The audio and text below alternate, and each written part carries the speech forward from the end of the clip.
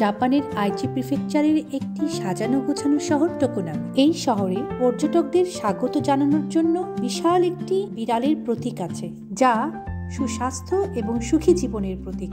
টোকোনামি শহর, যা মৃৎশিল্পের শহর নামে পরিচিত, প্রায় 1000 বছরের পুরনো এই শহর। সমৃদ্ধ সিরামিক শিল্পের চর্চা রয়েছে এই শহরে।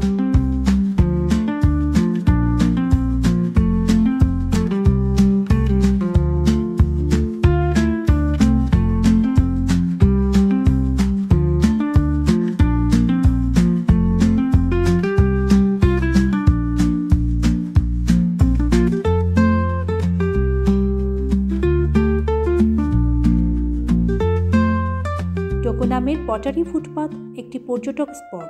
পুরো এলাকাতে মৃৎশিল্পের ছোঁয়া লক্ষ্য করা যায়।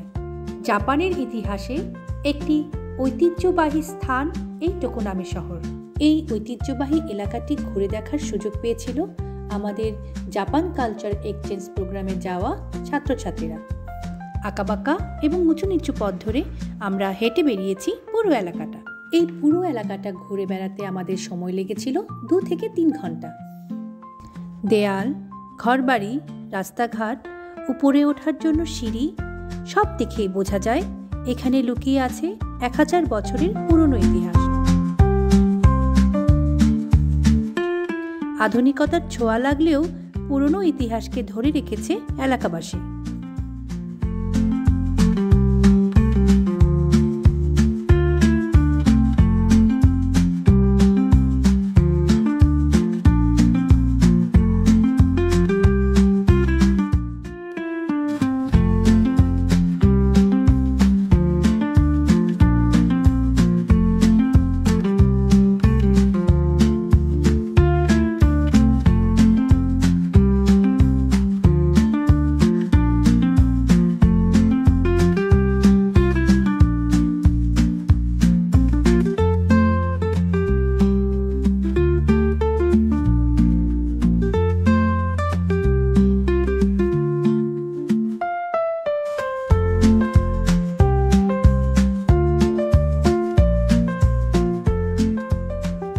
মজার বিষয় হচ্ছে, আমরা ঘুরতে ঘুরতে খুঁজে পেয়েছিলাম জাপানিজ অ্যানিমে মুভি হুইস্কার এর একটি সিনের লোকেশন। বাচ্চারা এক্সাইটেড হয়ে ওই সিনটি রিক্রিয়েট করেছিল।